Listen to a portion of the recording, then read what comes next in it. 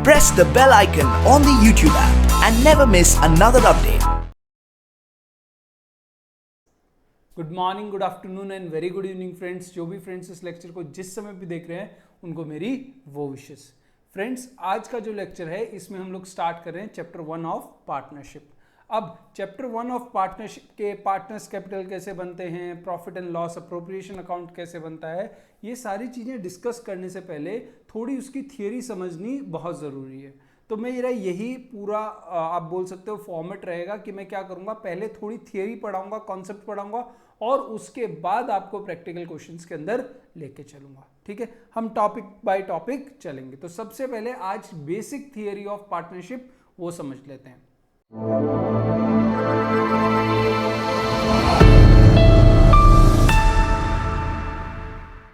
तो देखो, सबसे पहले ये समझना बहुत ज़रूरी है कि पार्टनरशिप है क्या।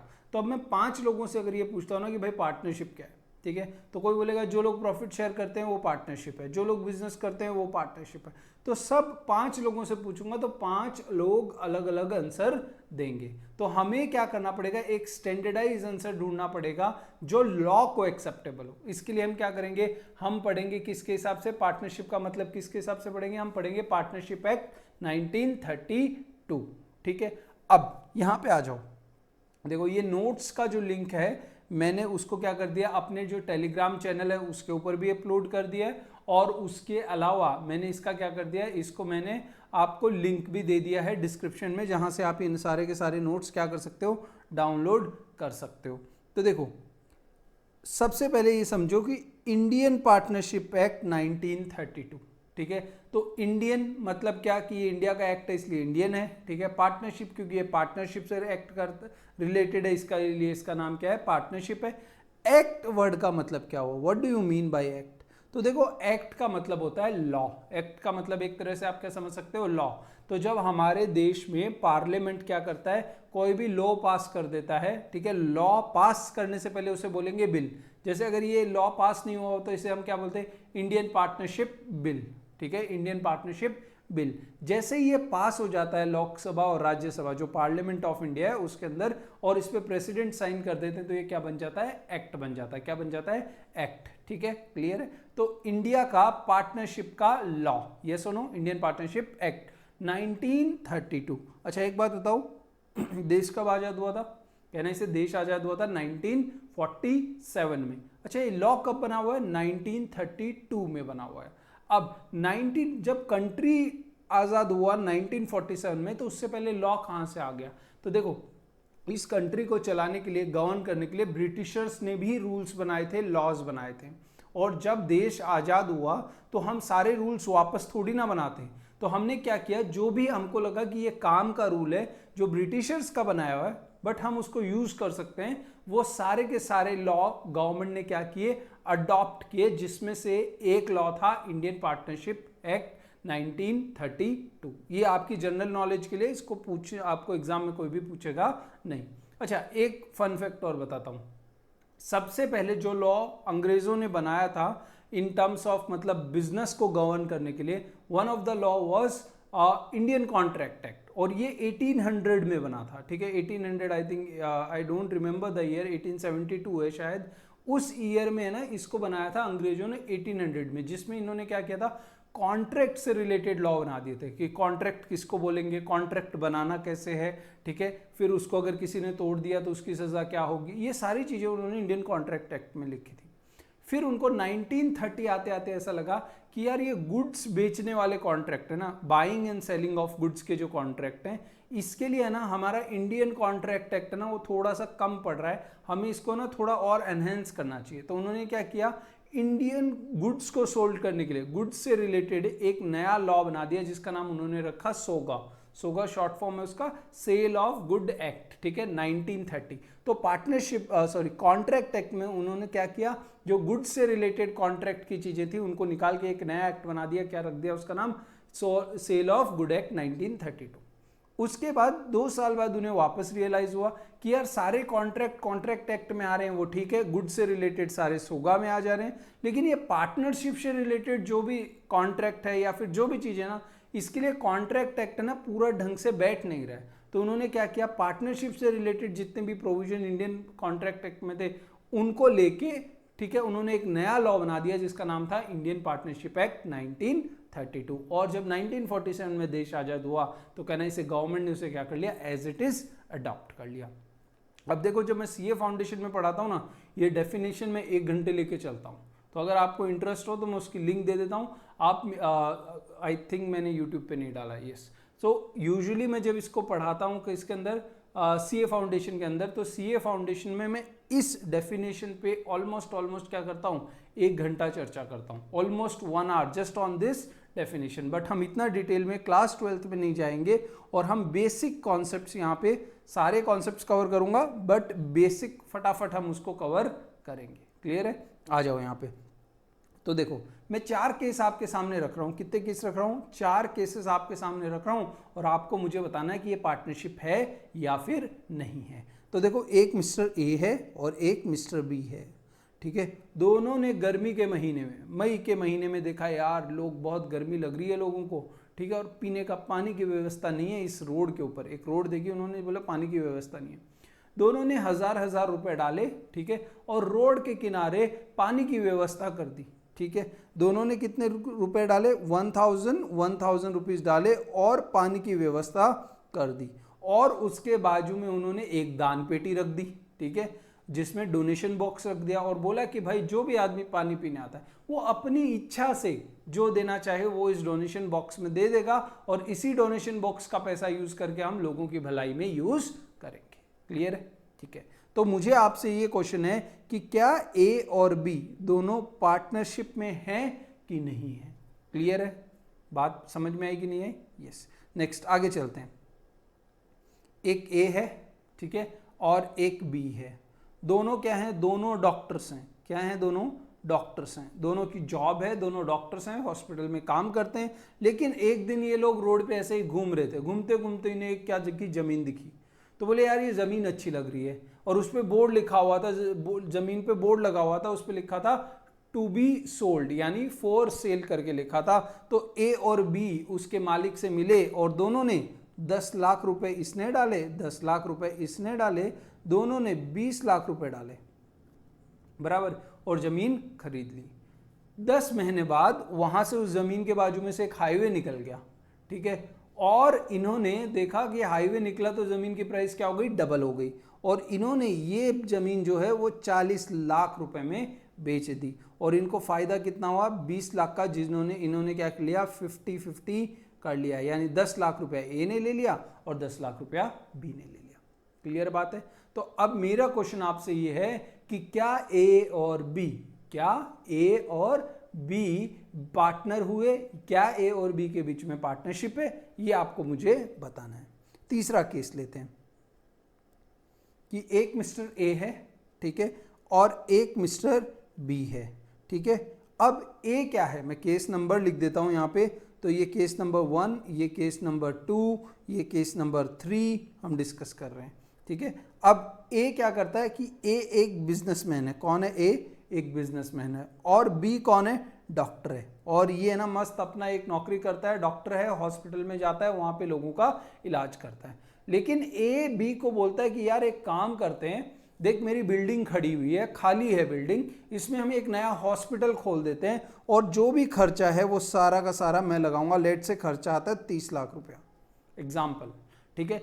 ए क्या करता है? 30 लाख रुपया लगाता है, और बी को बोलता है कि तू मेरा पार्टनर बन जा, एक तरह से क्या बन जा? तू मेरा इसमें सहभागी बन जा, तू मेरे हॉस्पिटल में ज्वाइन कर ले और हम दोनों क्या करेंगे? हॉस्पिटल को चलाएंगे। लेकिन तुझे इसमें पैसे देने की जरूरत नहीं है। क्यों? क्योंकि तेरे पास स्किल है, ठीक है, तू डॉक्टर है तो लोगों का इलाज करेगा, तो तेरा वो कंट्रीब्यूशन रहेगा और मेरा कंट्रीब्यूशन यहाँ पे पैसे के टर्म्स में रहेगा। जो भी पैसा हम कमाएंगे, रेवेन्यू, या फिर आप बोल सकते हो प्रॉफिट, जो भी प्रॉफिट होगा, रेवेन्यू गलत वर्ड है, एक्चुअली मैं प्रॉफिट ही लिखता हूं,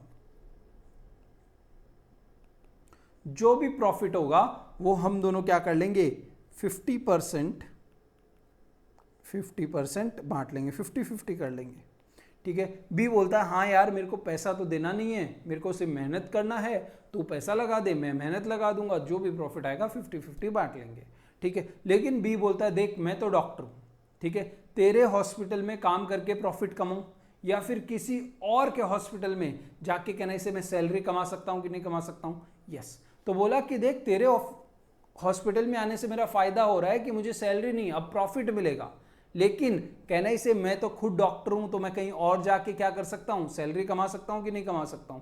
तो कहना इसे मैं आ रहा हूं रिस्क ले रहा हूं। वो क्या बोल रहा है यहाँ पे, इस बिजनेस में मैं आ रहा हूं तो मैं रिस्क ले रहा हूं, और रिस्क में प्रॉफिट हुआ तो 50-50 ठीक है, लेकिन लॉस हुआ तो भाई मैं लॉस नहीं बियर कर सकता, अगर लॉस होगा ना तो मैं दूसरे हॉस्पिटल में ही चला जाऊंगा।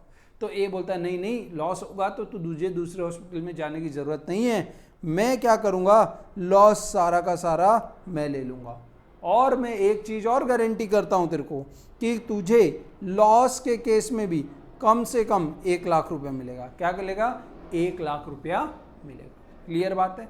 अब मुझे आपको बताना है कि यहाँ पे प्रॉफिट तो शेयर कर रहे हैं लेकिन लॉस नहीं शेयर कर रहे हैं, ठीक है। क्या ए और बी पार्टनर है? चौथा केस, फोर्थ केस, ठीक है। फोर्थ केस आप क्या कर सकते हो, कमेंट्स में लिख सकते हो कि ए फर्स्ट केस में पार्टनरशिप है कि नहीं, सेकंड में है कि नहीं, थर्ड में है कि नहीं, फोर्थ में है कि नहीं, और लास्ट में हम लोग इसको क्या करेंगे, वेरीफाई करेंगे, चेक करेंगे, देखते हैं कितने लोगों का आंसर सही आता है। चलो, एक मिस्टर ए करके है, कौन है, एक मिस्टर ए करके है, और वो टाटा मोटर्स, एग्जाम्पल ही ले रहा हूं यहां पे, ठीक है, ये टाटा मोटर्स का क्या है, डीलर है, बराबर है, और यहां पे है टाटा मोटर्स, ये जस्ट एग्जांपल ले रहा हूं यहां पे मैं, ठीक है। अब टाटा मोटर्स क्या करता है, ए को लेट्स से नेक्सन गाड़ी, टाटा मोटर्स की नेक्सन कार है ना, नेक्सन गाड़ी देता है, और ए क्या करता है, कस्टमर को नेक्सन गाड़ी बेच देता है, ठीक है। कस्टमर इसे कितने रुपए देता है, लेट्स से 16 लाख रुपए देता है, 16 लाख रुपए की गाड़ी है, जिसमें से 13 लाख तो ए रख लेता है, सॉरी 3 लाख रुपए तो ए रख लेता है, और 13 लाख रुपए टाटा मोटर्स को दे देता। क्लियर है ना, 16 में से 13 लाख किसको मिल गए, टाटा मोटर्स को, और 3 लाख रुपए किसे मिल गए, ए को मिल गए। अब क्या ए और टाटा मोटर यहां पे पार्टनर हैं? मेरे क्वेश्चंस क्लियर समझ में आए कि नहीं आए?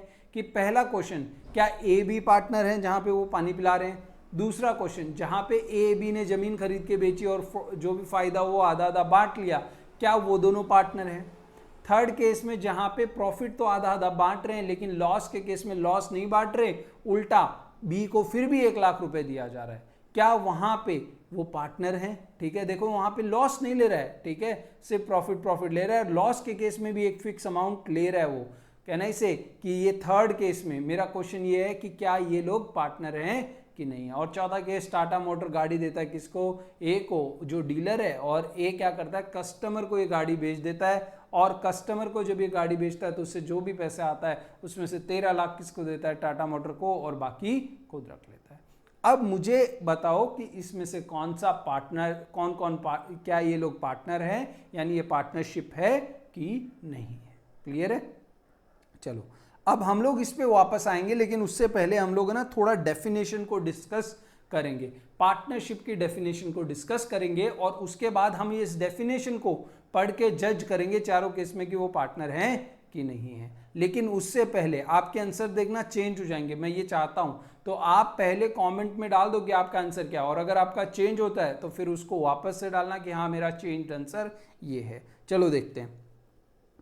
तो सबसे पहले देखो यहाँ पे क्या है, पार्टनरशिप इज डिफाइंड एज, ठीक है, पार्टनरशिप को डिफाइन कैसे किया, एज। अब देखो ये यूजुअली बुक में, आपकी नोटबुक देखो, आपकी टेक्स्ट बुक्स देखोगे ना या रेफरेंस बुक्स देखोगे तो उसमें ऐसा लिखा है, partnership is defined as a relationship between persons who have agreed to share profits of the business carried on by all or acting any of them acting for all. ये actually एक sentence form में लिखा हुआ है, मैंने क्या किया, इसे ब्रेक कर दिया ताकि समझने में आसानी हो, लेकिन एग्जाम में अगर आपको लिखने को आता तो आप उसको सेंटेंस फॉर्म में ही लिखोगे, ऐसे नहीं लिखोगे। और ये डेफिनेशन कहां से आ रही है, तो ये सेक्शन 4। अब सेक्शन क्या होते हैं, तो आप ऐसा समझ लो कि एक बुक है, ठीक है, उस बुक का नाम क्या है, इंडियन पार्टनरशिप एक्ट 1932 है, बराबर। उसमें पार्टनरशिप से रिलेटेड सारे रूल्स एंड रेगुलेशन लिखे हुए हैं, और उसमें पैराग्राफ्स हैं, first para, second para, third para, fourth para. ऐसे जो फोर्थ पैरा है ना, उसको पैरा 4 नहीं बोल रहे हैं, वो लोग क्या बोलते हैं, सेक्शन 4 बोलते हैं। और उस सेक्शन 4 में ये लिखा हुआ है कि पार्टनरशिप का मतलब क्या है। यानी अगर मैं 5 लोगों से जाके पूछता हूं कि भाई पार्टनरशिप का मतलब है, तो उनका मतलब नहीं चलेगा। कोर्ट किसको मानेगा कि पार्टनरशिप है या नहीं, जो इस डेफिनेशन को पूरा करेंगे उनको। यानी इन चारों केस में जो भी केस इस पार्टनरशिप की डेफिनेशन को पूरा करेगा वही पार्टनरशिप कहलाएगा। क्लियर है? चलो आ जाओ यहां पे। तो partnership is defined as a relationship between persons. ठीक है, रिलेशनशिप जो वर्ड है इसके ऊपर हम बाद में आते हैं, पहले बात करते हैं पर्संस की। तो यहां पे क्या लिखा है, partnership is defined as relationship between persons. अच्छा, पर्संस देखो, पूरे पार्टनरशिप एक्ट मैंने पढ़ा है, ठीक है, जब मैं सीए फाउंडेशन कर रहा था, ठीक है, उस टाइम पे मैंने ये पार्टनरशिप एक्ट पढ़ा है। उसमें कहीं पे भी ये नहीं लिखा है कि पार्टनरशिप बनाने के लिए मिनिमम 2 पार्टनर चाहिए, ऐसा कहीं पे भी नहीं लिखा है। तो फिर आप अपनी बुक में ऐसा क्यों पढ़ते हो कि सर मिनिमम पार्टनर होने चाहिए कितने, 2, ठीक है। और ये भी कहीं नहीं लिखा है पार्टनरशिप एक्ट में कि आपके मैक्सिमम पार्टनर 50 होने चाहिए, ठीक है। तो मैं आपको पहले बता देता हूं कि मिनिमम पार्टनर कितने होने चाहिए, मिनिमम पार्टनर होने चाहिए 2 और मैक्सिमम पार्टनर कितने होने चाहिए 50। लेकिन ये दोनों ही लिमिट इंडियन पार्टनरशिप एक्ट में नहीं लिखी हुई है। तो सर फिर ये 2 और 50 की लिमिट आई कहाँ से? तो देखो बेटा, 2 की जो है नंबर है, 2 का जो लिमिट है वो कहाँ से आया, वो डेफिनेशन से आया। देखो यहाँ क्या लिखा है, बिटवीन पर्सन्स, पर्सन नहीं लिखा है। और लॉ में एक एक वर्ड, एक एक लेटर का क्या बोल सकते हैं, एक तरह से कि इंपॉर्टेंस होता है। तो यहाँ पे पर्सन नहीं लिखा है, क्या लिखा है, पर्सन्स। इसकी वजह से पर्सन्स यानी प्लूरल हो गया, यानी मिनिमम कितने होने चाहिए, 2 या 2 से ज्यादा होना चाहिए। तो 2 से ज्यादा तो कहने से 1000 पार्टनर भी हो सकते हैं, यस और नो, यस। तो अगर आप 1000 पार्टनर रखते हो अपनी पार्टनरशिप में, तो कहने से फिर भी पार्टनरशिप इस पार्टनरशिप एक्ट के हिसाब से तो वैलिड है ना, क्योंकि इंडियन पार्टनरशिप एक्ट में तो कहाँ लिखा है कि मिनिमम मैक्सिमम आपके 50 ही पार्टनर हो सकते हैं।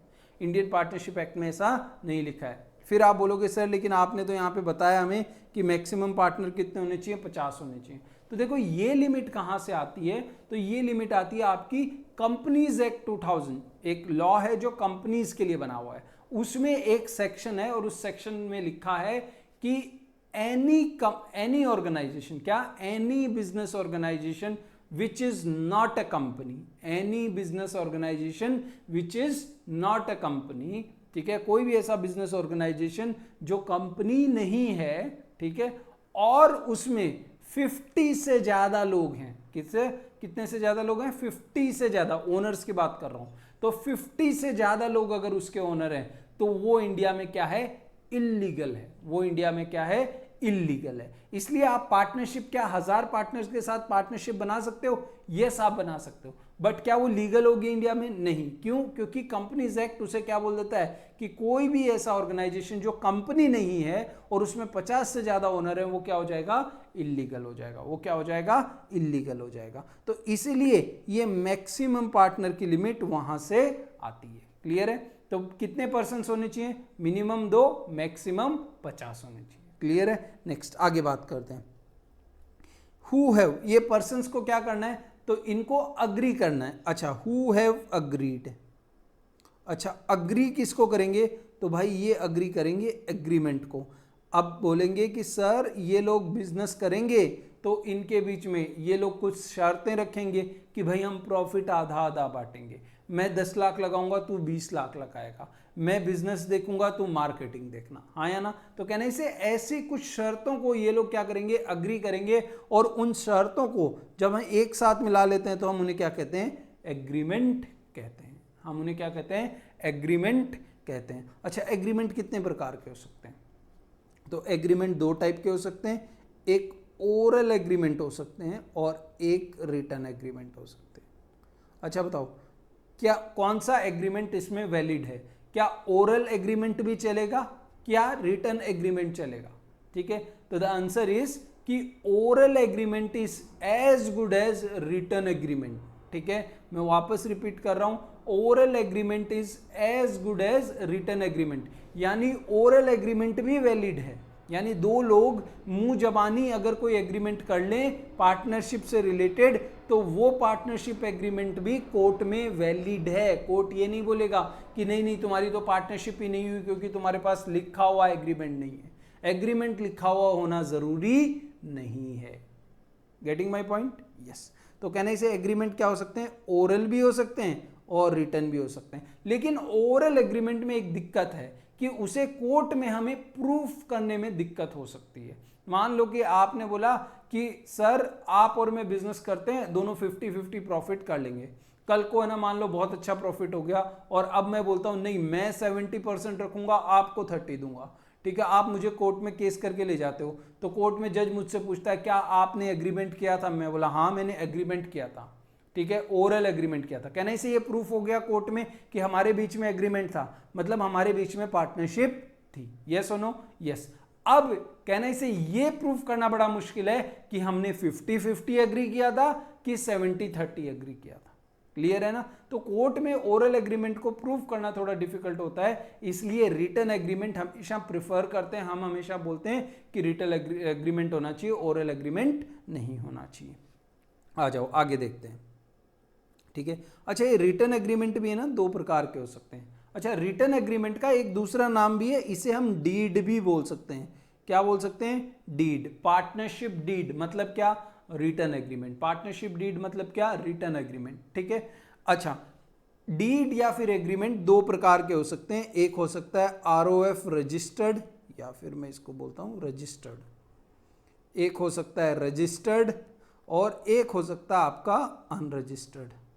ठीक है, आप जैसे मैं नोट्स बना रहा हूं यहाँ पे एरो लगा लगा के, आप इस नोट्स के प्रिंट आउट ले सकते हो और इसी तरह से आप क्या कर सकते हो, आप नोट्स बना सकते हो।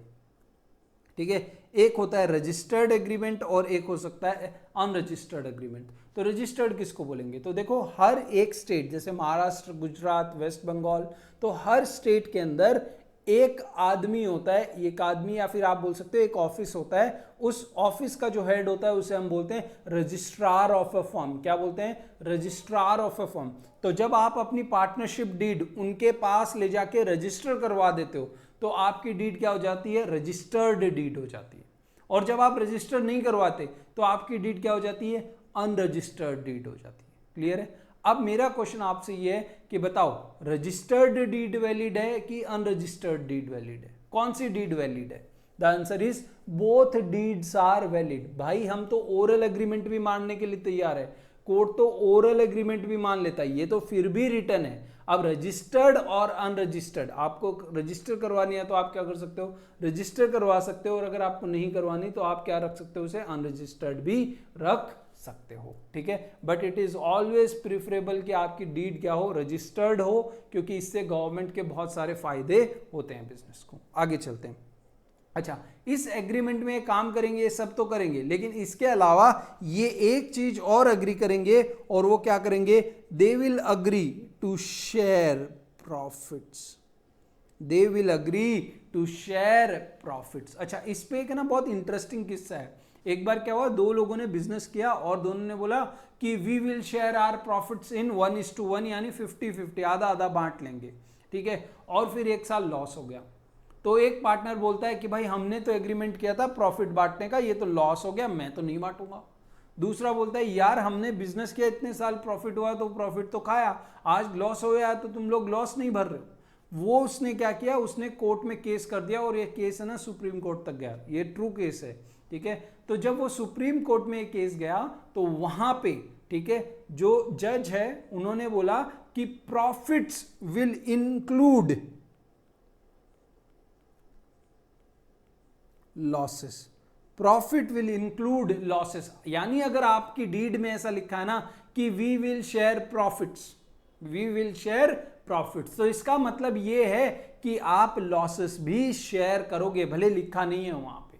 क्लियर है ना? It is implied. इंप्लाइड मतलब मान लिया जाएगा कि अगर आप प्रॉफिट शेयर करने के लिए अग्री हो तो आप लॉस भी शेयर करने के लिए अग्री हो। लेकिन इसमें एक कंडीशन है, अनटिल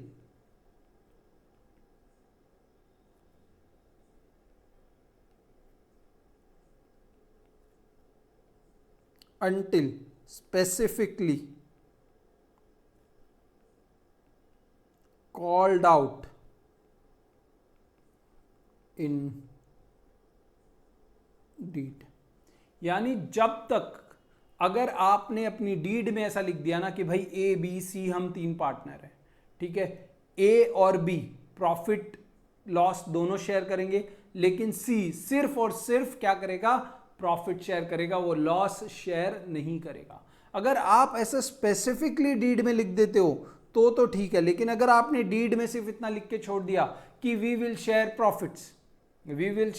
प्रॉफिट्स, तो फिर आपको क्या करना पड़ेगा, लॉसेस भी शेयर करना पड़ेगा। क्लियर बात है? ठीक है, नेक्स्ट। अच्छा, प्रॉफिट्स किससे होने चाहिए?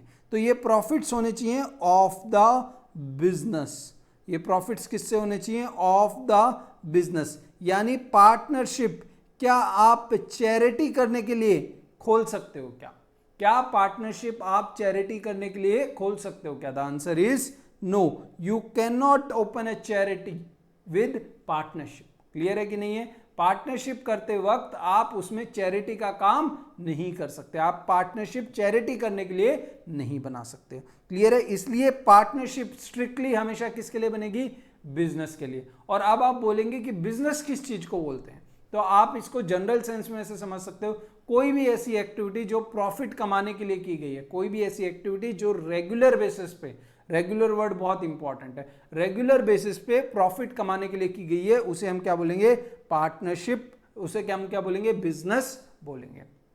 अच्छा, ये बिजनेस करेगा कौन?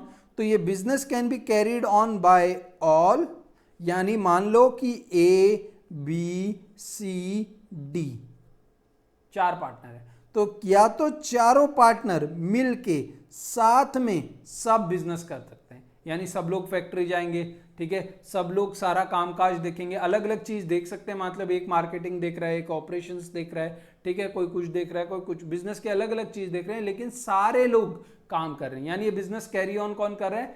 चारों के चारों कर रहे हैं। या फिर एनी ऑफ देम, यानी मान लो सिर्फ बी और सी ही बिजनेस कर रहे हैं, एक्टिंग फॉर ऑल, ए और डी ने पैसा डाल दिया, बी और सी बिजनेस चला रहे हैं। तो बिजनेस कर कौन रहा है? यहाँ पे बिजनेस कर रहे हैं बी और सी, बट किसके लिए कर रहे हैं? क्या सिर्फ खुद के लिए? नहीं, चारों पार्टनर के बिहाफ पे। तो एनी ऑफ देम, ठीक है, एनी ऑफ देम मतलब एक भी हो सकता है उनमें से और मल्टीपल भी हो सकते हैं। Any of them acting for all. Clear है? ये सारे के सारे किसके बिहाफ पे काम कर रहे हैं? सारे पार्टनर्स के बिहाफ पे काम कर रहे हैं। तो ये तो हमारी पार्टनरशिप की डेफिनेशन हुई, लेकिन इसमें हम लोग ने एक वर्ड का मतलब पहले नहीं समझा था, उसको अब हम समझते हैं, और वो वर्ड क्या है? रिलेशनशिप। अच्छा, partnership is defined as relationship between persons यानी पार्टनर्स, आया ना? तो पार्टनर्स के बीच में कौन सा रिलेशनशिप होना चाहिए? तो देखो, रिलेशनशिप अलग अलग प्रकार के होते हैं, यस और नो? यस। कहने से एक सन और फादर का रिलेशन होता है, एक टीचर और एक स्टूडेंट का रिलेशन हो सकता है, कहने से एक माँ और एक बेटे का रिलेशन हो सकता है, आया ना? यस। तो कहने से रिलेशनशिप अलग अलग प्रकार के हो सकते हैं। यहां पे हम कौन से रिलेशनशिप की बात कर रहे हैं? तो यहां पे हम बात कर रहे हैं एक रिलेशनशिप जिसको हम बोलते हैं म्यूचुअल एजेंसी रिलेशनशिप। बोले सर ये क्या पढ़ा रहे हो, हमने तो आज तक सुना ही नहीं ये क्या होता है। ठीक है, तो म्यूचुअल एजेंसी रिलेशनशिप। अच्छा, म्यूचुअल एजेंसी से रिलेशनशिप से पहले ये मतलब समझो कि लेट्स से कि ए और बी दो आदमी हैं, ठीक है। ए क्या है? तो ए एजेंट है, ए एक एजेंट है किसका? बी का। तो बी क्या हो गया? क्या नहीं से एक ओनर हो गया। ओनर नहीं बोलते हैं इसे, हम क्या बोलेंगे? प्रिंसिपल बोलेंगे। क्या बोलेंगे? प्रिंसिपल। तो ए एक एजेंट है जो किसके लिए काम करता है? बी के लिए काम करता है, और बी को हम क्या बोलेंगे इस केस में? प्रिंसिपल बोलेंगे। तो इस केस को हम क्या बोलते हैं? Agency relationship. कि भाई ए और बी के बीच में क्या है? एजेंसी का रिलेशनशिप है। क्या म्यूचुअल एजेंसी का रिलेशनशिप है? नहीं, हमने क्या बोला? एजेंसी का रिलेशनशिप है। तो अच्छा, म्यूचुअल एजेंसी का रिलेशनशिप कब होगा? जब देखो इस केस में एजेंट कौन है? ए, और प्रिंसिपल कौन है? बी। एजेंट और प्रिंसिपल का मतलब क्या हुआ कि जो भी काम ए करेगा उसका सारा का सारा फायदा किसको मिलेगा? बी को, और उसका नुकसान भी किसको मिलेगा? बी को। क्लियर है ना? एजेंसी का मतलब मेरा एजेंट है, मतलब वो जो भी काम कर रहा है, ठीक है, उसका फायदा किसका? मेरा, ठीक है, और उसका नुकसान भी उसकी वजह से जो हुआ वो भी किसका? मेरा। तो एजेंट को क्या मिल रहा है? कहने से उसे मैं कुछ एक फिक्स अमाउंट या कुछ पर्टिकुलर पैसे देते रहूंगा, लेकिन उसे मैं प्रॉफिट नहीं देता हूं इस केस में। यस और नो? यस। अब यहां पे म्यूचुअल एजेंसी कब हो जाएगी? म्यूचुअल एजेंसी तब हो जाएगी जब बी भी एजेंट बन जाए, किसका? ए का, और ए क्या बन जाएगा इस केस में? अभी प्रिंसिपल। यानी एक ऐसा रिलेशनशिप जिसमें दोनों पार्टनर, इस केस में दो ही पार्टनर है, दो से ज्यादा होते हैं तो फिर सबके लिए एप्लीकेबल है, ठीक है। दोनों पार्टनर एक दूसरे के क्या हैं? एजेंट हैं, और at a same time they are principal of other. इससे क्या समझ में आता है कि भाई दोनों जन एक दूसरे के लिए काम कर रहे हैं और दोनों जो कमा रहे हैं उसका फायदा दोनों को मिलेगा। यस और नो? इसलिए जब एक आदमी एजेंट है और दूसरा प्रिंसिपल है उसे एजेंसी रिलेशनशिप बोलते हैं, और जब दोनों एक दूसरे के एजेंट और एक दूसरे के प्रिंसिपल हैं तब उसे हम क्या बोलते हैं? उसे हम म्यूचुअल एजेंसी रिलेशनशिप बोलते हैं। तो जो लोग बिजनेस करेंगे यहां पे, उन पर्संस के बीच में फादर मदर सन डॉटर का रिलेशनशिप नहीं होना चाहिए, ठीक है। वो होगा चलेगा, लेकिन मेन रिलेशनशिप कौन सा होना चाहिए? म्यूचुअल एजेंसी का रिलेशनशिप होना चाहिए। अगर वो नहीं है, ठीक है, अगर वो नहीं है तो हम उसे पार्टनरशिप नहीं कह सकते, और इसे बोलते हैं रियल टेस्ट ऑफ पार्टनरशिप। इसे बोलते हैं हम रियल टेस्ट ऑफ पार्टनरशिप। अगर कहीं पे म्यूचुअल एजेंसी नहीं है तो हम उसे क्या नहीं बोलेंगे? उसे हम पार्टनरशिप नहीं बोलेंगे। और ऐसा क्यों है? मान लो कि मैं और तुम पार्टनर है, मैं और तुम पार्टनर है, तुम जाके एक जगह से कहीं से सामान खरीद लाए, ठीक है, और वो सामान तुम अपने घर पे रख लिए, तुम फर्म में नहीं लेके आए, तो उसके लिए क्या, जिससे सामान खरीद के लाए हो वो मुझे पकड़ सकता है क्या पैसे लाने के लिए? The answer is yes. क्यों? क्योंकि जो मेरा पार्टनर यानी जो तुम हो, तुमने अपने पर्सनल कैपेसिटी, अपने नाम पे सामान नहीं खरीदा, तुमने नाम किसके नाम पे सामान खरीदा? कंपनी के यानी फर्म के नाम पे सामान खरीदा, तो पूरी फर्म रिस्पॉन्सिबल है। क्यों? क्योंकि मेरा जो पार्टनर है वो मेरा क्या है? एजेंट है, मतलब उसके सारे काम के लिए कौन रिस्पॉन्सिबल है? मैं हूं, और मेरे सारे काम जो मैं फर्म के नाम में करता हूं उसके लिए कौन रिस्पॉन्सिबल है? वो भी इक्वली रिस्पॉन्सिबल है। इसलिए एजेंसी रिलेशनशिप होना जरूरी है, म्यूचुअल एजेंसी रिलेशनशिप। क्लियर है? अब ये पांचों पॉइंट समझ में आए, छह पॉइंट जो है यहां पे सारे समझ में आए। यस, अब देखते हैं, यहां पे आ जाओ, ठीक है। फर्स्ट केस, कहना इसे सबसे पहले क्या ये लोग प्रॉफिट कमा रहे? The first thing is profit. हमने पहला पॉइंट क्या डिस्कस किया था? अच्छा सॉरी, पहला पॉइंट हमने शायद आई थिंक पर्संस डिस्कस किया था। तो क्या ये लोग पर्सन की डेफिनेशन में, पर्संस की डेफिनेशन में फिट बैठ रहे हैं? Answer is yes. कहना इसे ये मिनिमम 2 और 50 के बीच होना चाहिए। कहना इसे ये मिनिमम 2 है, तो पहला कंडीशन तो ये लोग इस डेफिनेशन का पूरा कर ले रहे हैं। सेकंड क्या है? Who have agreed. कहना इसे इन्होंने एग्री किया है। क्या एग्री किया है? पानी पिलाने का। यस और नो? इन्होंने एग्री किया है पानी पिलाने का। कहना इसे एग्रीमेंट है, ओरल एग्रीमेंट है। कहना इसे सेकंड कंडीशन एग्रीमेंट, वो भी इनकी फुलफिल हो जा रही है। तीसरा क्या है? तीसरा कहना इसे टू शेयर प्रॉफिट्स। क्या इन्होंने ये जो काम है इसमें इनका प्रॉफिट्स हो रहा है क्या? क्या इनका प्रॉफिट्स हो रहा है क्या? The answer is no. यहां पे ये लोग प्रॉफिट्स नहीं कर रहे हैं।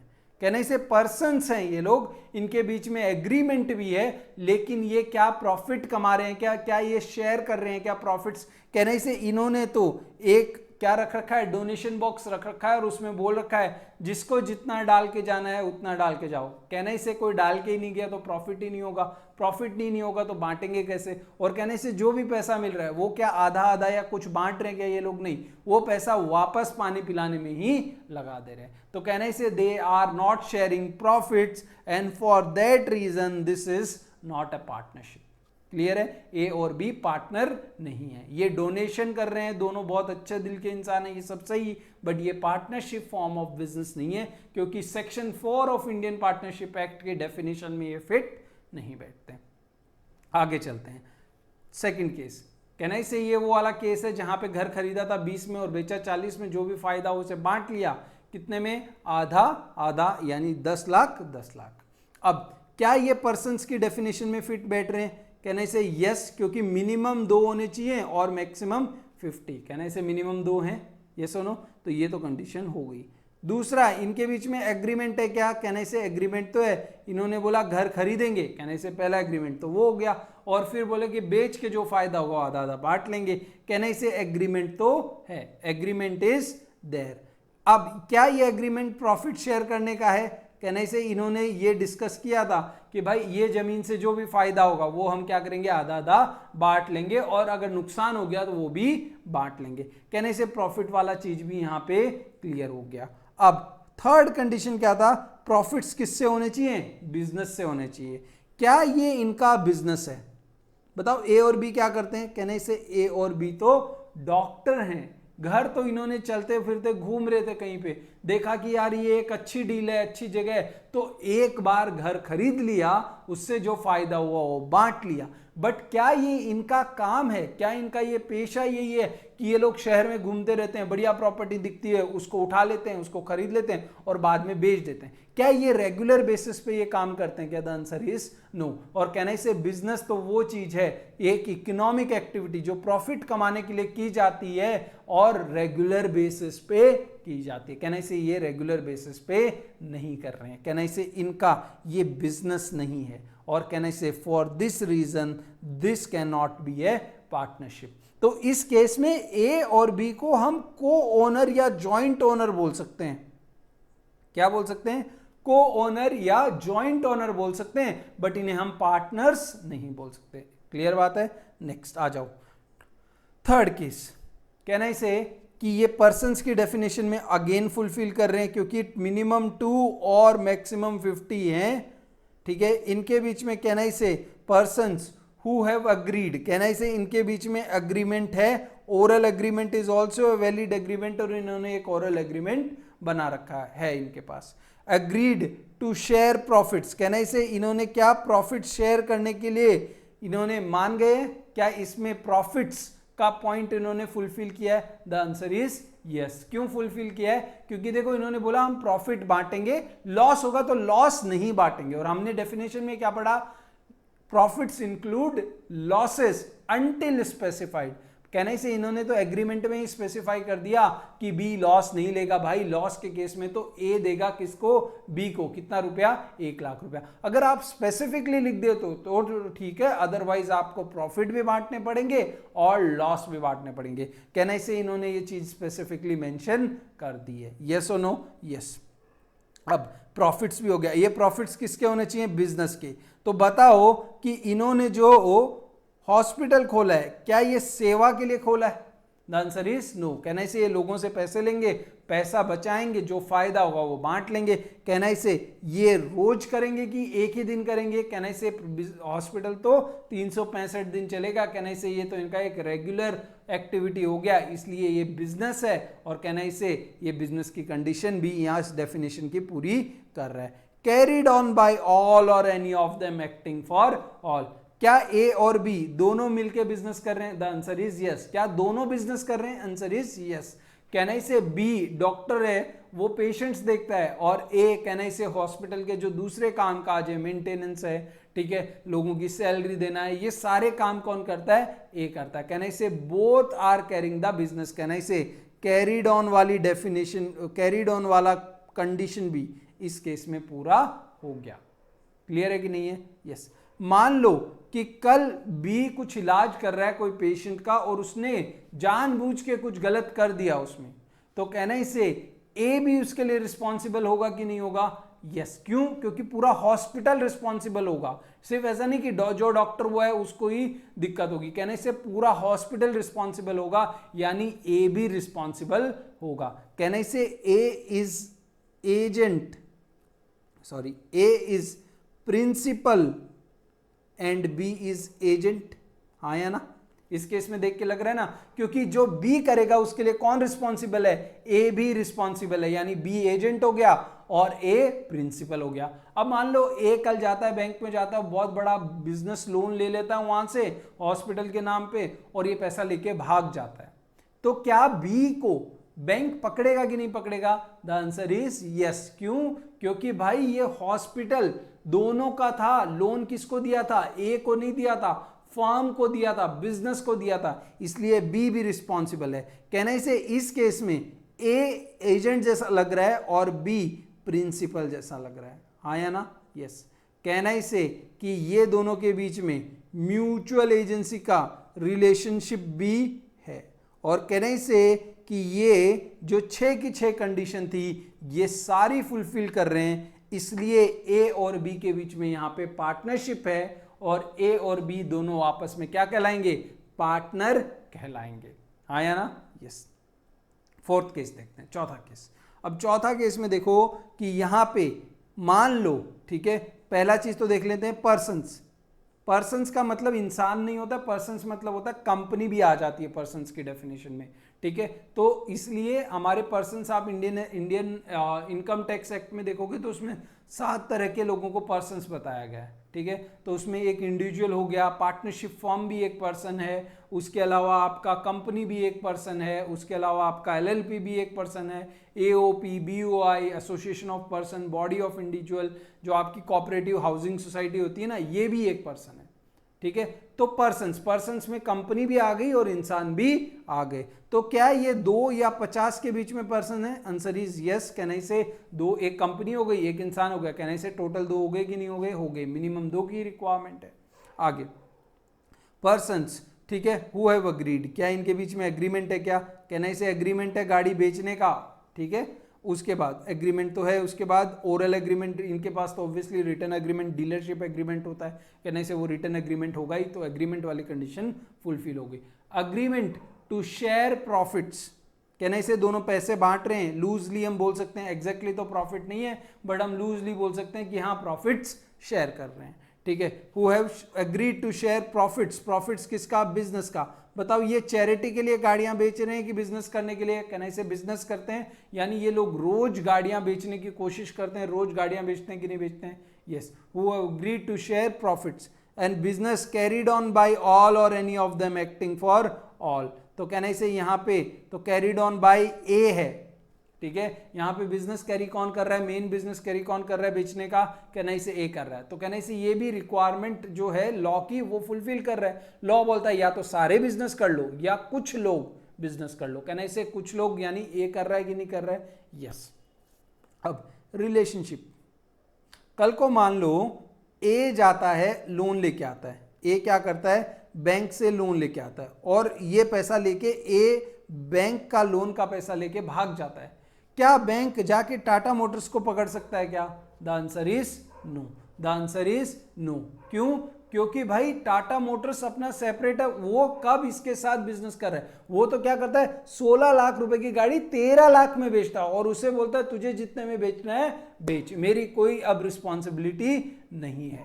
यस और नो? यस। कहना से यहां पे Tata motor agent, sorry Tata motor agent नहीं है, किसका? बी का।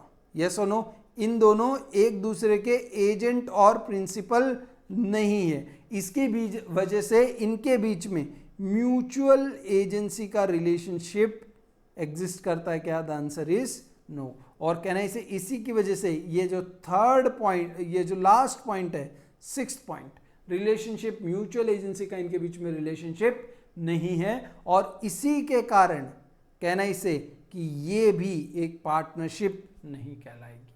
आया ना? तो देखो 4 केस में से सिर्फ और सिर्फ थर्ड केस जो था वो पार्टनरशिप का केस था। बाकी तीनों जो केस हैं वो आपको देखने में ऐसा लग सकता है कि हाँ यार ये पार्टनर है, ठीक है। ऐसे तो जो 2 शादीशुदा लोग होते हैं हम उनको क्या बोलते हैं कि ये दोनों पार्टनर्स हैं, बट भाई वो इंडियन पार्टनरशिप एक्ट 1932 के हिसाब से पार्टनर्स नहीं है और वो दोनों एक दूसरे के ऊपर इस लॉ के बेसिस पे केस भी नहीं कर सकते। क्लियर है ना? तो ये इंडियन पार्टनरशिप एक्ट इन पे अप्लाई नहीं होगा, इन पे नहीं होगा, इन पे नहीं होगा, सिर्फ और सिर्फ इस केस में इंडियन पार्टनरशिप एक्ट अप्लाई होगा, क्योंकि पार्टनरशिप इंडियन पार्टनरशिप एक्ट के हिसाब से तो सिर्फ और सिर्फ थर्ड केस में है। अब आप अपने जो आपने कमेंट्स में डाले थे उससे आप क्या कर सकते हो? अपने आंसर को कंपेयर कर सकते हो। क्लियर है? अब आगे बढ़ते हैं। अब हमने देखो इतना टाइम लगाया सिर्फ एक डेफिनेशन को समझने में, ठीक है, लेकिन अब हम फटाफट क्या है इससे आगे बढ़ते जाएंगे। तो देखो म्यूचुअल एजेंसी रिलेशनशिप डिस्कस कर लिया क्या? यस। कहने से each partner is agent of other, यानी हर पार्टनर दूसरे का एजेंट है, as well as principal of other, इसी के साथ वो दूसरे का प्रिंसिपल भी है। This means that every partner is responsible for any act done by others on behalf of a firm, यानी फर्म के बिहाफ पे अगर कोई पार्टनर कोई एक्ट करता है तो दूसरे पार्टनर भी उसके लिए रिस्पॉन्सिबल हो। They cannot escape by saying we did not authorise it. आप ये नहीं बोल सकते मेरे से तो पूछा ही नहीं था, ठीक है ना। अगर आप पार्टनरशिप में हो तो दूसरा जो करता है उसके लिए आप भी रिस्पॉन्सिबल हो, अगर उसने जो काम किया है वो फर्म के लिए किया है तो। क्लियर है। 2 और मोर पर्सन, कहने से ये डिस्कस हो चुका हमारा। कहने से मिनिमम कितने होने चाहिए, 2 लोग होने चाहिए, और मैक्सिमम अलाउेबल कितने हैं, 50 लोग हैं। कहने से हम तो पढ़ चुके हैं, समझ चुके हैं। नेक्स्ट, उनके बीच में क्या होना चाहिए, agreement. Agreement can be either oral, agreement क्या हो सकता है, ओरल भी हो सकता है और रिटर्न भी हो सकता है। Both of which are legally valid, legal हैं दोनों, ठीक है। अब a written agreement can fall in 2 categories, one that is registered with ROF और दूसरा that is unregistered, and both hold equal legal validity. यानी कोर्ट आपको नहीं बोलेगा कि आपका जो डीड है वो रजिस्टर्ड नहीं है इसलिए मैं नहीं मान रहा, कोर्ट दोनों डीड को मानेगा, साथ में ओरल एग्रीमेंट भी मान लेगा। while oral agreement is also legally valid, it may present challenges when attempting to establish its authenticity in the court of law। यानी कोर्ट में यह प्रूफ करना मुश्किल हो जाएगा कि एग्जैक्टली हमने एग्री क्या किया था। क्लियर है ना। अगर आपके पास उसकी रिकॉर्डिंग है तो वेल एंड गुड, फिर ठीक है, लेकिन पहले जब ये लॉ बना था तब तो रिकॉर्डिंग होती नहीं थी ना। यस, तो इसलिए बोलते थे कि ओरल एग्रीमेंट वैलिड है लेकिन उसे प्रूफ करना बड़ा मुश्किल हो जाएगा। आज भी जब हम एग्रीमेंट करते हैं थोड़ी ना ऐसा हम लोग फोन लेके खड़े रहते हैं कि चलो रिकॉर्ड कर लेते हैं, राइट और रॉन्ग। यस, तो इसीलिए आपको ओरल एग्रीमेंट सजेस्टेड नहीं है, बट ओरल एग्रीमेंट भी वैलिड है, ठीक है। Registered, unregistered, oral, written, all are valid agreements. Clear है। Next, sharing of profits. क्या होगा, शेयरिंग ऑफ प्रॉफिट्स। कहने से वो क्या करेंगे, प्रॉफिट्स शेयर करेंगे, और वो इंक्लूड करेगा किसको, लॉसेस को, until specifically mentioned in the deed। Deed में स्पेसिफिकली मेंशन नहीं हुआ तो। The ratio of profits can be mutually agreed, यानी मैं 75% लूंगा, तू 25% लेगा, मैं 50 लूंगा, तू 50 लेगा। ये जो रेशियो है ना आपस में, वो आपस में वो मिलके डिसाइड कर सकते हैं किसको कितना मिलेगा, लेकिन जो भी मिलेगा ना उस रेशियो में आपको लॉसेस भी बांटने पड़ेंगे। जिस रेशियो में आप प्रॉफिट बांटोगे उस रेशियो में आपको लॉसेस भी बांटने पड़ेंगे, अनटिल आपकी डीड में ऐसा स्पेसिफिकली नहीं लिखा है कि भाई ये आदमी लॉस नहीं लेगा। क्लियर है। बिजनेस होना चाहिए। A partnership firm shall conduct its business with a profit motive, यानी आप चैरिटी के लिए नहीं कर सकते। Business in this context refers to an activity performed to regularly to earn profits. It cannot be operated for charitable or any other non-business purpose। यानी आप business, non business purpose के लिए आप ये चालू नहीं रख सकते, आप चैरिटी के लिए भी चालू नहीं रख सकते। किसको, पार्टनरशिप को। नेक्स्ट, आगे देखो, आगे लिखा हुआ है carried on by all or any of them acting for all. This means that each partner can participate in business, either all partner can participate or some of them can participate. In both cases all partners will be responsible for the decisions made by the working partner. मान लो ए B C D, ठीक है, उसमें से सिर्फ D ही business कर रहा है, ए बी सी रोज बिजनेस में नहीं आते हैं, तो भी ए बी सी क्या होंगे, रिस्पॉन्सिबल होंगे जो भी डिसीजन डी लेगा उसके लिए। कहना से म्यूचुअल एजेंसी का रिलेशनशिप भी यही बात बोलता है। तो देखो एग्जाम में आपको ये बोल देना what are the features of partnership, कुछ नहीं, डेफिनेशन याद रखने का, उसी के पॉइंटर्स को एलोबरेट कर देने का। तो इसलिए मैंने आपको डेफिनेशन इतनी डिटेल में समझाई ताकि आपके फीचर्स जो हैं वो अच्छे से कवर हो जाएं। क्लियर है। आगे चलें। नेक्स्ट, एक आपकी बुक में कॉन्सेप्ट है एलएलपी करके, ठीक है, लिमिटेड लायबिलिटी पार्टनरशिप। तो ये देखो, ये बहुत ज़्यादा पुराना लॉ नहीं है, 2008 में एक लॉ आया था, कांग्रेस की गवर्नमेंट थी, वो लोग ये लॉ लेके आए थे, और इन्होंने क्या बोला कि यार देखो पार्टनरशिप बिजनेस चल रहा है कंट्री के अंदर, ठीक है, बहुत बढ़िया बात है, लेकिन उसमें ना बहुत सारी प्रॉब्लम्स हो रही हैं, ठीक है, बहुत सारी दिक्कत हो रही हैं। तो उसको काउंटर करने के लिए उन्होंने बोला कि इसको भी हम क्या करते हैं कि गवर्नमेंट की नज़र में आ जाए, इसलिए हम लोग लिमिटेड लायबिलिटी पार्टनरशिप करके एक फॉर्म ऑफ बिजनेस बना देते हैं। तो जो लोग पार्टनरशिप में बिजनेस करना चाह रहे हैं तो सारे पार्टनरशिप के फायदे एलएलपी को मिलेंगे, लेकिन थोड़ी ये मोर स्ट्रक्चर्ड होगी, ठीक है।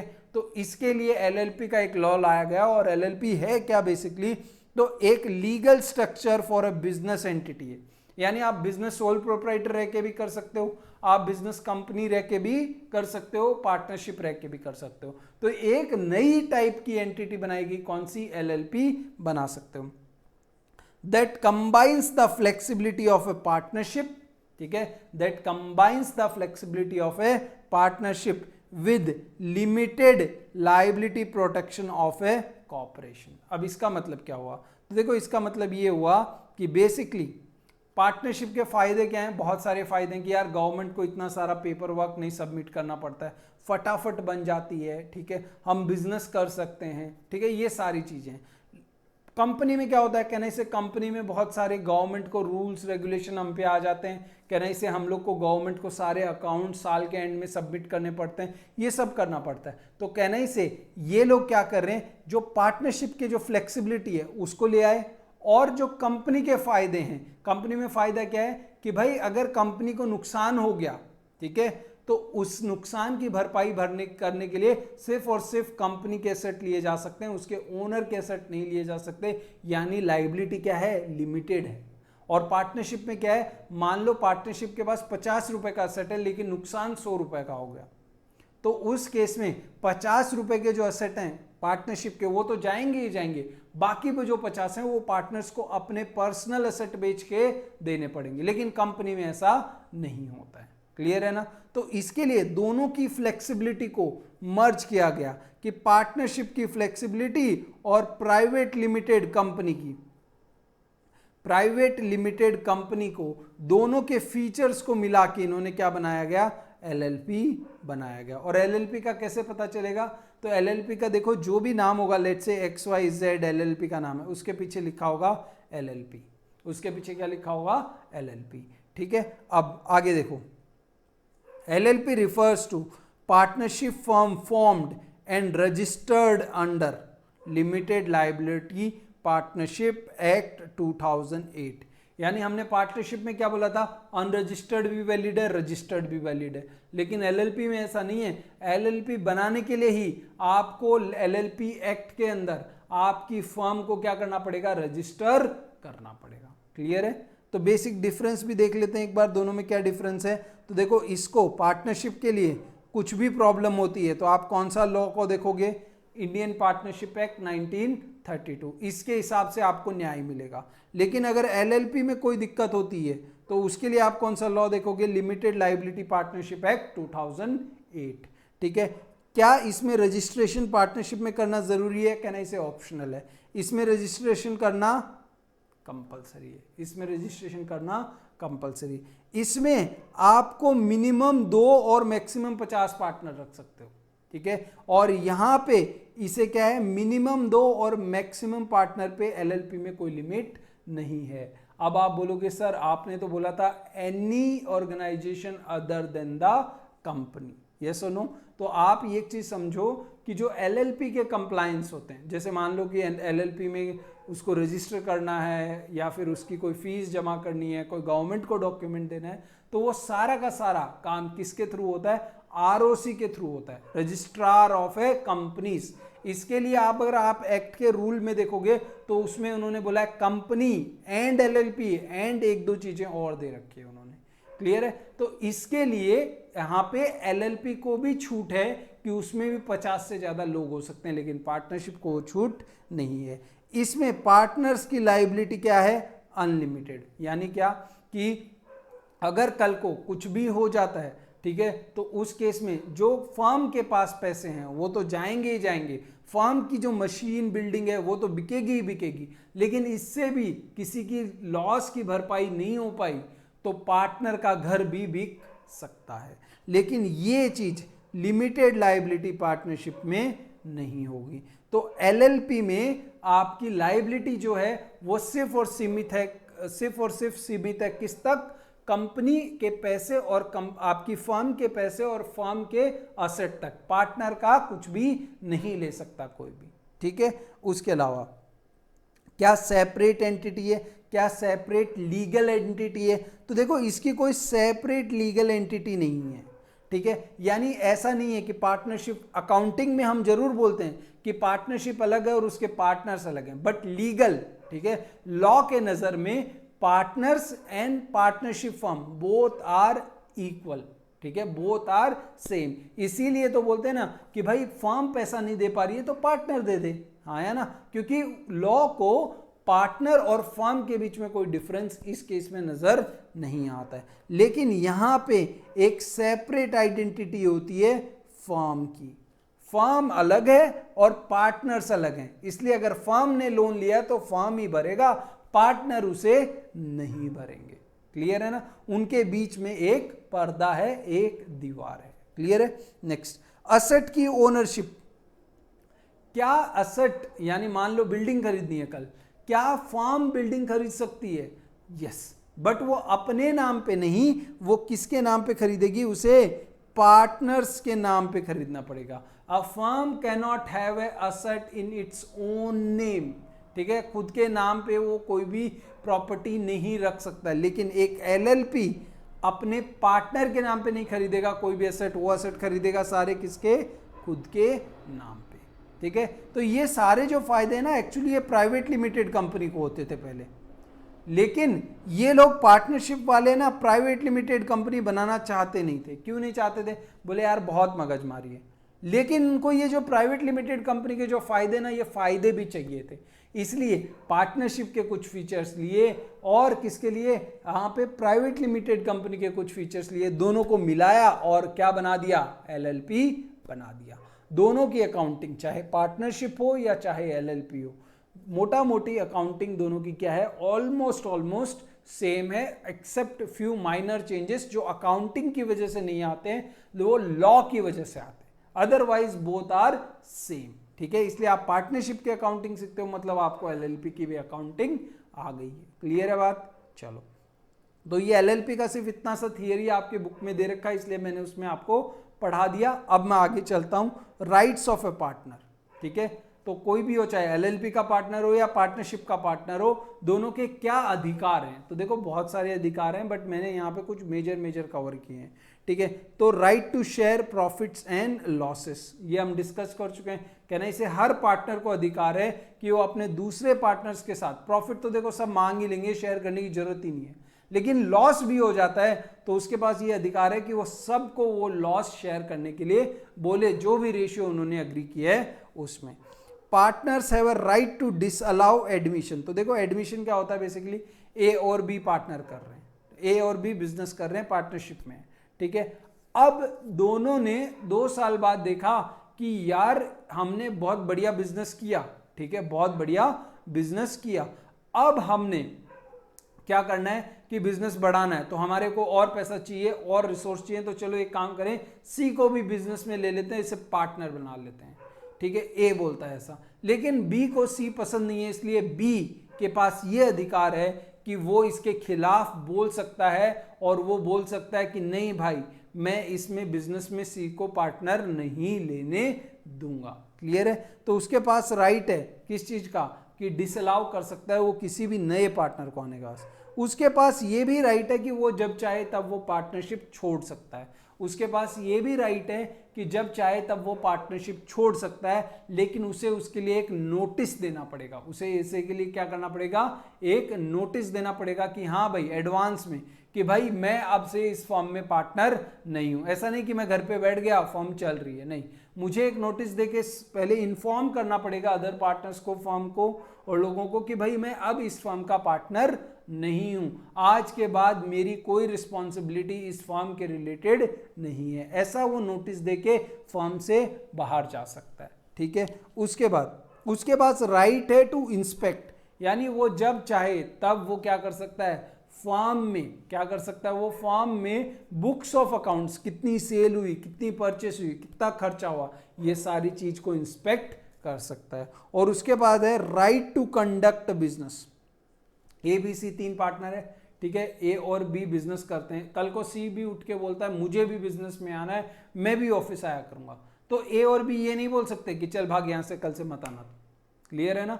उसके पास ये राइट है कि वो भी बिजनेस में पार्टिसिपेट कर सकता है। और नेक्स्ट है हमारा right to interest on loan. इसको हम आगे और भी डिटेल में देखेंगे, बट फिलहाल के लिए समझो कि जो पार्टनरशिप फर्म होती है उसको कभी कभी, ठीक है, कभी कभी उसे क्या मिलता है, लोन भी मिलता है। किससे मिलता है? पार्टनर से, बैंक से नहीं, पार्टनर से। तो जब पार्टनर ने लोन दिया है किसे, फर्म को, ठीक है, पार्टनर ने लोन दिया है किसे, फर्म को, तो उसके पास ये राइट है कि उसे इंटरेस्ट मिलना चाहिए एटलीस्ट 6%। इंटरेस्ट मिलना चाहिए कितना, 6% पर एनम। ये उसका अधिकार है कि अगर उसने लोन दे रखा है, ठीक है, कैपिटल नहीं, लोन दे रखा है, तो उस पर कितना, 6% इंटरेस्ट मिलना चाहिए। और राइट टू ओन प्रॉपर्टी, ठीक है, every partner is a joint owner of partnerships property. यानी मान लो बिजनेस के लिए, ठीक है, फर्म ने 10 लाख की बिल्डिंग खरीद रखी है और 2 पार्टनर है, तो दोनों उसके इक्वल ओनर होंगे। दोनों उसके क्या होंगे, इक्वल ओनर होंगे, भले ही एक आदमी के अकाउंट से पैसा गया हो। लेकिन अगर वो किसके लिए खरीदी गई है, बिजनेस के लिए खरीदी गई है, तो दोनों, पार्टनरशिप के लिए खरीदी गई है, तो दोनों उसके इक्वल ओनर होंगे। क्लियर है बात। तो ये थे कुछ राइट्स ऑफ ए पार्टनर। इसके अलावा अब डिस्कशन करते हैं पार्टनरशिप डीड पे। कहना से ये भी हम ऑलरेडी डिस्कस कर सकते हैं। डीड किसको बोलते हैं, याद आता कि नहीं आता, एग्रीमेंट होता है। एग्रीमेंट कितने टाइप का, 2, ओरल और रिटन। रिटन एग्रीमेंट को हम क्या बोलते हैं, डीड बोलते हैं। यस और नो, यस। तो देखो वही लिखा है, a partnership deed refers to agreement containing all the terms and condition for carrying out the business of a partnership firm. Yes और नो, यस। तो डीड देखो ओरल भी हो सकती है, रिटन भी हो सकती है।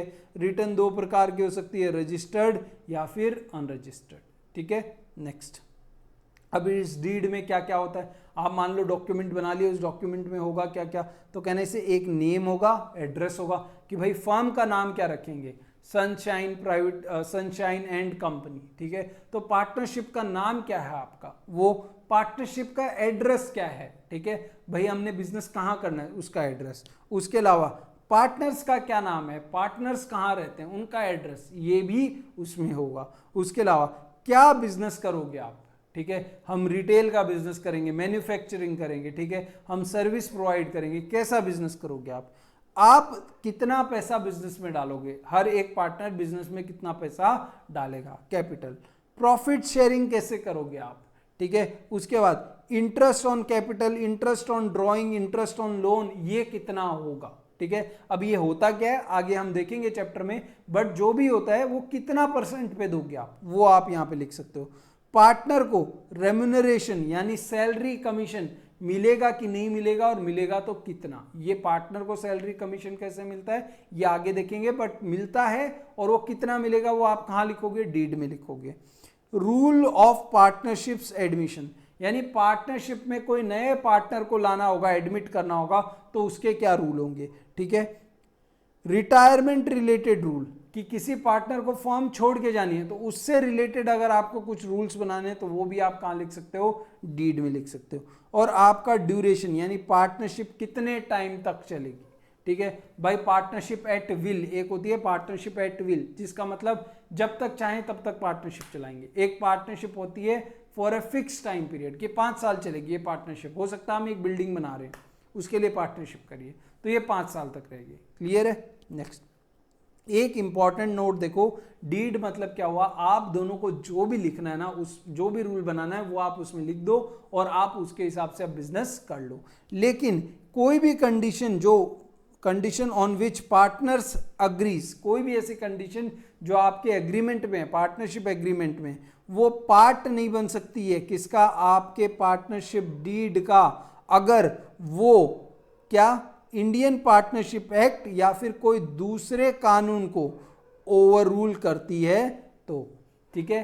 अगर कोई कंडीशन, मान लो हमने कंडीशन करी कि हम तो होम डिलीवरी करेंगे सर अल्कोहल की, भाई इंडिया में नहीं अलाउड है, ठीक है, इंडिया में लॉ इसे अलाउ नहीं करता है। तो भले ए और बी ने एग्री कर लिया कि हम होम डिलीवरी करेंगे अल्कोहल की, लेकिन क्योंकि ये इंडियन पार्टनरशिप एक्ट 1932 और कोई दूसरा लॉ जो इंडिया में उसके रूल्स के अगेंस्ट जाता है तो आप इसे पार्टनरशिप डीड में नहीं इंक्लूड कर सकते।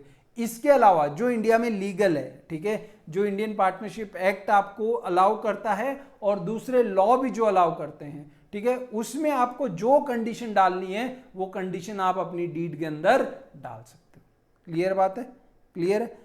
तो ये कभी कभी एग्जाम में क्वेश्चन आ जा सकता है, give the content of a deed, तो इसमें 4-5 याद कर लेना, 1 मार्क का आता है तो 4 पॉइंट लिख सकते हो आप। Name and address of a firm, name and address of a partner, ठीक है, इसके बारे में ये फिर nature of A business, amount, profit sharing ratio, ये सब करके 4-5 पॉइंट आपको एग्जाम में लिखने को हो सकता है। ये एमसीक्यू के फॉर्म में भी आ सकता है, ठीक है।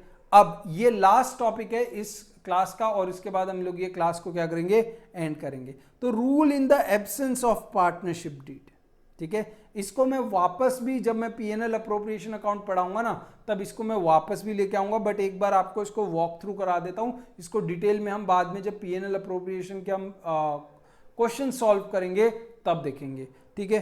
तो देखो, a partnership is governed by partnership deed, यानी पार्टनरशिप में क्या होगा वो हम कहां से पता चलेगा, हमें डीड से पता चलेगा, उनके एग्रीमेंट से पता चलेगा। देयर इज नो पार्टनरशिप, अगर मान लो कि कोई पार्टनरशिप डीड नहीं है, कोई पार्टनरशिप डीड नहीं है, ठीक है।